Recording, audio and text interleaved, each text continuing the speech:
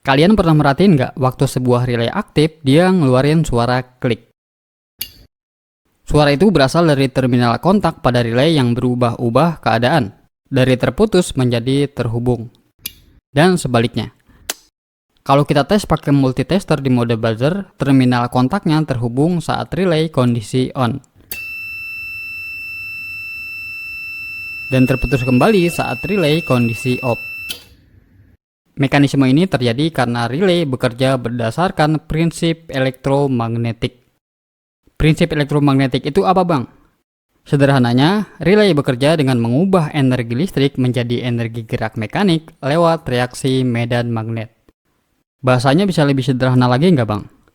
Oke, supaya gampang dimengerti, saya akan menganalogikan bagaimana reaksi medan magnet terjadi melalui sebuah balon. Ya, kalian nggak salah dengar. Balon ini akan saya gunakan buat mengilustrasikan bagaimana reaksi medan magnet terjadi pada koil relay. Sekarang kita PDKT dulu, mulai dari mengenal apa aja bagian-bagian relay. Relay terdiri dari dua bagian utama, yaitu sisi primer dan sisi sekunder. Sisi primer pada relay berupa sinyal kontrol buat ngoperasiin relay. Sisi primer ini bisa dikendalikan oleh saklar biasa, sensor cahaya, atau sensor-sensor lainnya. Dan buat ngoperasiin relay, sisi primer ini memerlukan tegangan DC rendah. Sedangkan untuk sisi sekunder adalah kontak yang dapat mengendalikan beban. Kalau kita bicara beban, beban yang dimaksud itu adalah perangkat apapun yang mengkonsumsi listrik, kayak lampu, motor, kipas angin, dan semacamnya. Di sisi primer bisa kita lihat sebuah koil atau kumparan elektromagnetik. Ini adalah lilitan kawat yang dapat membentuk medan magnet saat arus listrik mengalir melaluinya. Jangankan lilitan kawat, bahkan seutas kawat pun kalau dialiri arus listrik akan membentuk medan magnet dengan intensitas kecil di sekelilingnya. Intensitas medan magnet yang kecil itu bisa kita lihat dari kompas yang bergerak saat sebuah kawat dialiri arus listrik. Nah, supaya medan magnet yang terbentuk intensitasnya lebih besar, kawat itu perlu dililitkan dalam jumlah yang banyak. Dan lilitan kawat yang banyak inilah yang disebut koil atau kumparan elektromagnetik. Salah satunya bisa kita temukan pada relay yang lagi kita bahas ini. Dengan koil ini kita bisa mengendalikan medan magnet hanya dengan mengendalikan arus listrik, yaitu dengan memberikan tegangan pada kedua kutubnya yang kita kenal dengan pin 85 dan pin 86.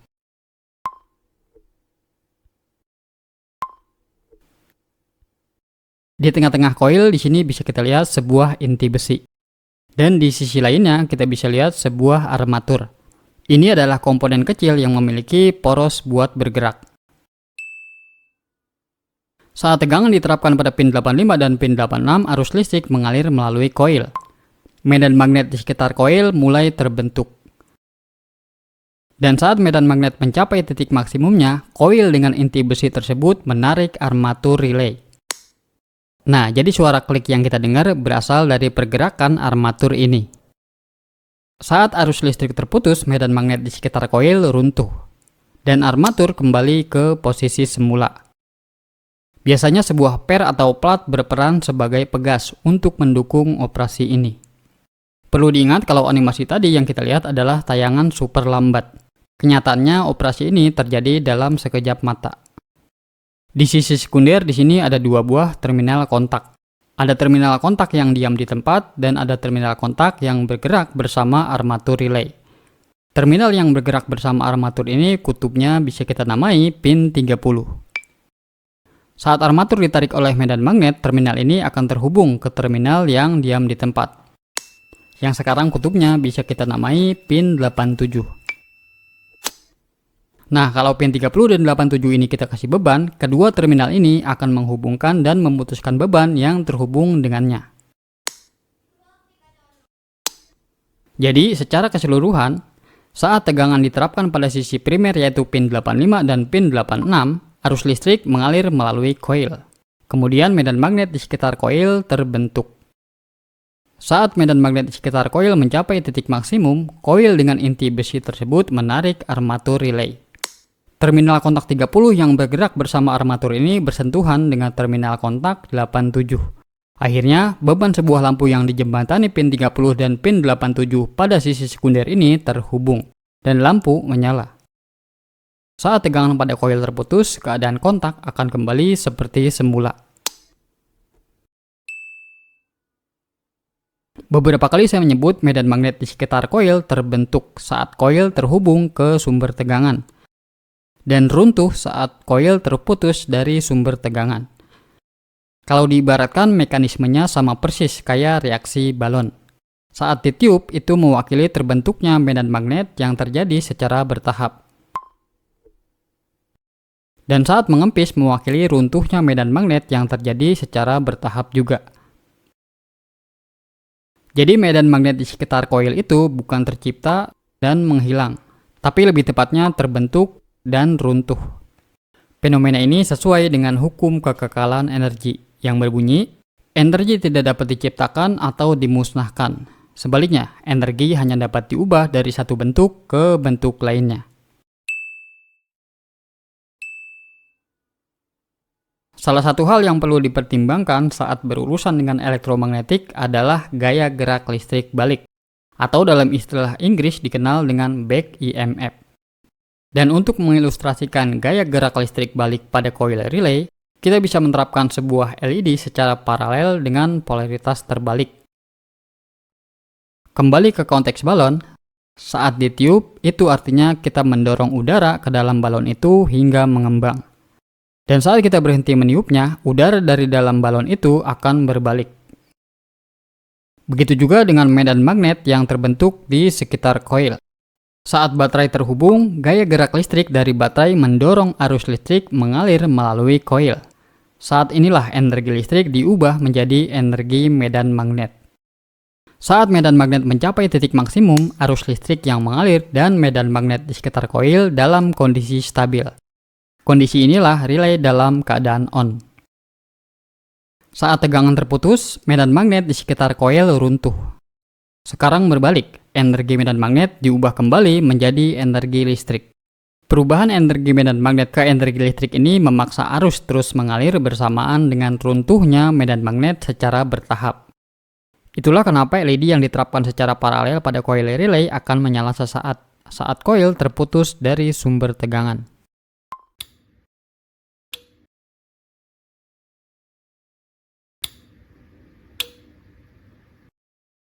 Inilah yang disebut gaya gerak listrik balik atau back EMF. Dan kabar buruknya, tegangan listrik yang dihasilkan saat medan magnet runtuh ini jauh lebih besar dari tegangan awal yang diterima koil. Bisa 10 hingga 100 kali lipat. Tentunya ini bukan suatu keadaan yang baik, di mana tegangan balik ini bisa merusak komponen apa saja yang berada di belakangnya. Untuk melindungi komponen dari tegangan balik itu, di sini kita perlu sebuah dioda yang diterapkan secara paralel pada koil relay. Hal ini udah saya bahas di video sebelumnya yang berjudul fungsi dioda pada relay yang akan saya tampilkan di akhir video. Sekarang saat tegangan terputus, arus balik yang liar itu dialihkan ke jalur yang aman oleh dioda.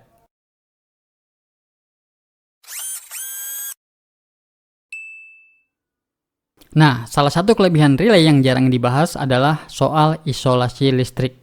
Apa itu isolasi listrik? Coba kita lihat lagi struktur pada relay. Relay punya dua sisi, yaitu sisi primer dan sisi sekunder. Sisi primer adalah tempat sinyal kontrol masuk dan sisi sekunder tempat beban terhubung. Kedua sisi ini tidak pernah terhubung secara fisik sama sekali. Dengan kata lain, koil relay pin 85 dan pin 86 mutlak terpisah dengan terminal kontak 30 dan 87. Satu-satunya yang membuat mereka berinteraksi adalah dengan bantuan medan magnet. Inilah yang disebut isolasi listrik, yaitu kondisi di mana dua rangkaian listrik yang berbeda tidak bersentuhan secara langsung, tapi masih bisa saling berinteraksi. Sekarang rangkaian terisolasi ini kita manfaatin. Misal kita punya sebuah saklar mini, yang kita udah tahu kalau saklar ini bisa rusak kalau langsung ngendaliin lampu berdaya besar. Katakanlah lampu rumah 220 volt. Bahkan kita nggak bakal berani mencet saklar ini buat ngendaliin lampu, karena bisa nyetrum. Kecuali kalau teman-teman pengen ngerasain sensasi kesetrum listrik 220 volt. Coba bagiin pengalamannya di kolom komentar kalau pernah kesetrum listrik 220 volt. Nah, lewat perantara relay, kita bisa ngendaliin lampu dengan saklar mini ini tanpa takut saklar rusak atau kesetrum. Dengan konsep saklar ngendaliin relay dan relay ngendaliin lampu. Sekarang, kita bisa menyalakan lampu menggunakan saklar mini ini dengan aman.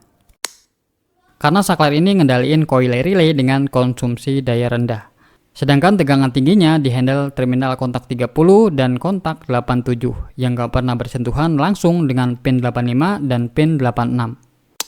Hal inilah yang sering kita dengar juga tentang salah satu fungsi relay, yaitu dengan relay kita bisa mengendalikan arus tinggi menggunakan arus rendah.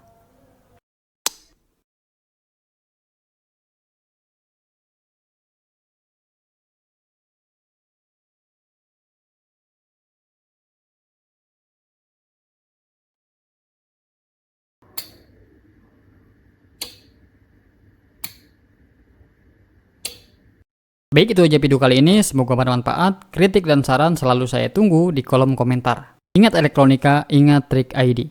Terima kasih, Assalamualaikum.